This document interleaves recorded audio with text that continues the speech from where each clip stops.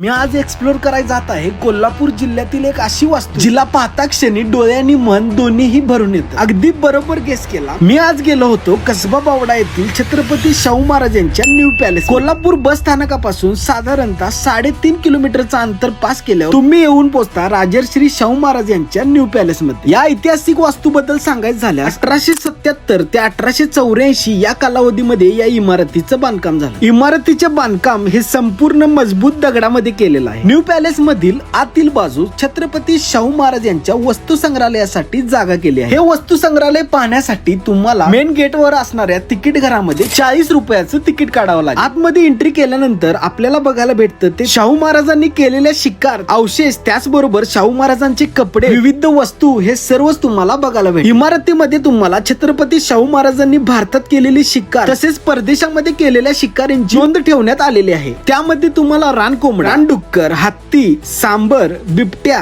गेंडा, अस्वल अशा भरपूर प्राण्यांचे अवशेष तुम्हाला तिथे बघायला भेटेल. तसेच युद्धामध्ये वापरण्यात आलेली तलवार, भाले, विविध तोफा, बंदुका, खंजर, चाकू इत्यादी वस्तू तिथे प्रदर्शनात ठेवण्यात आलेले आहे. आतमध्ये शूटिंग साठी बंदी असल्यामुळे मी आतमधील भागातील शूटिंग घेऊ शकलो नाही. पण खरंच आतमधील संग्रहालय बघण्याचा माझा एक्सपिरियन्स खरंच खूप भारी होता. न्यू पॅलेस हे महाराष्ट्रातील पर्यटन स्थळापैकी एक प्रसिद्ध पर्यटन स्थळ म्हणून ओळखले जाते आणि वर्षभरामध्ये इथे लाखो पर्यटक देखील भेट देतात. माझी ही छोटीशी माहिती तुम्हाला कशी वाटली मला कमेंट मध्ये नक्की सांगा आणि अशाच नवनवीन व्हिडिओ साठी माझ्या पेजला फॉलो नक्की करा.